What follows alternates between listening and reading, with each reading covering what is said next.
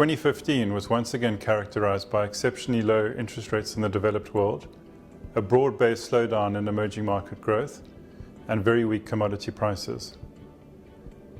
Despite the decision by the US Federal Reserve to raise rates in December last year, these trends are likely to persist into 2016. Global interest rates, commodity prices, and economic growth are all currently far below what we would expect them to eventually end up at.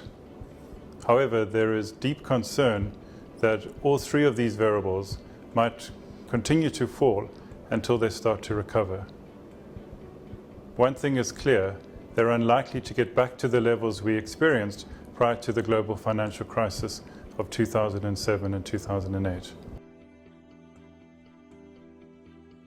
Most forecasters have revised downwards their expectation for economic growth in 2015 and 2016. The World Bank, for example, now expects the global economy to grow 0.5 percentage point less than it previously did, while the South African Reserve Bank has slashed its expectation for South African growth by more than 1 percentage point over the past 12 months. There's clearly still downward risk to these growth forecasts, but the important thing for long-term investors to appreciate is that both the global economy and the South African economy are growing at levels far lower than what their long-term sustainable growth rate is. This is important because it creates opportunities for investors who are prepared to take on the risk of companies whose earnings are cyclically dependent on economic growth rates.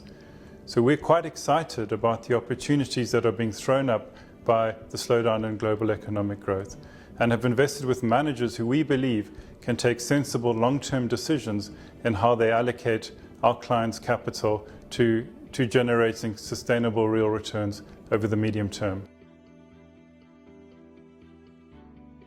The crucial question facing long-term investors is what is the normal global rate of interest and rates of economic growth? This question is crucial because it goes to the heart of how investors should discount the future earnings from assets like equities. It's clear that this rate should be lower than it was in the past for a whole host of reasons, but how much lower is still an open question. There are undoubtedly opportunities for long-term investors in this environment because the past 7 years of depressed interest rates and depressed economic growth have made many of these more cyclical assets priced extremely attractively. The challenge, though, of course, is that it could get worse before it gets better. So investors that are prepared to buy these assets need to be willing to live through short-term volatility. Emerging markets are in a particularly challenging position at the moment, given the US decision to raise interest rates and the slowdown in economic growth.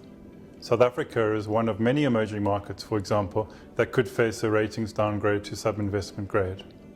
However, these periods of extreme volatility and mispricing create opportunities for patient investors, and we are becoming increasingly excited about the opportunities that these assets are now offering our members.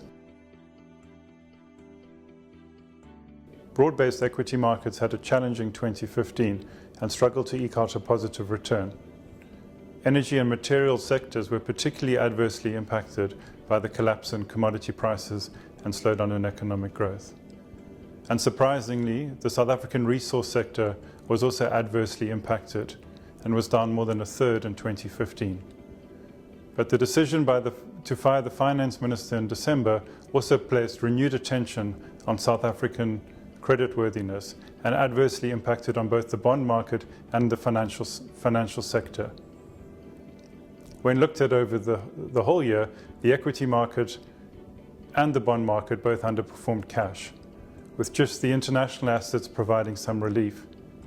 Unfortunately, the strong returns of international assets were largely due to the depreciation of the currency, and in dollar terms, these markets were largely flat or negative. So it was a very difficult year for South African investors. 2016 should be marked by further US interest rate increases, given the decision of the Fed to hike rates in December last year. However, there remains uncertainty, despite the strength in the US economy and labor market, that US inflation is going to get anywhere close to the 2% target band in the medium term. so these rates hikes might be placed on pause.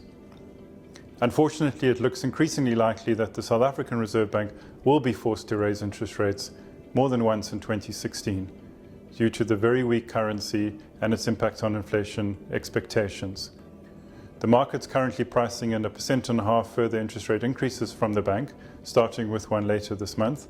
But we could experience more hikes should the bank become more concerned with inflation.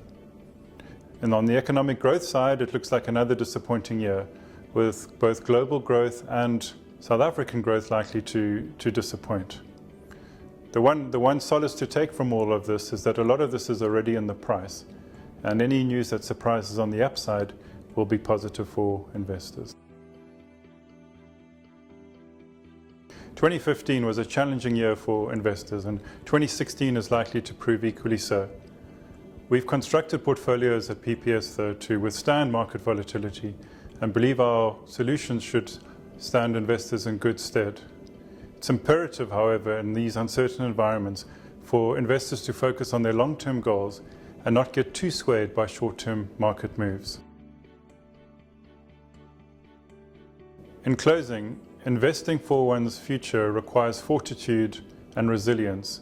It's highly imperative in this uncertain environment that investors reaffirm their long-term goals and don't get swayed by short-term news. At PPS Investments, we are looking through the noise in terms of how we construct portfolios that give our members their best opportunity to generate inflation-beating returns in the future. 2016 promises to be a challenging year, but we believe our portfolios are sufficiently diversified across managers and strategies to enable us to weather most of what 2016 can throw at us.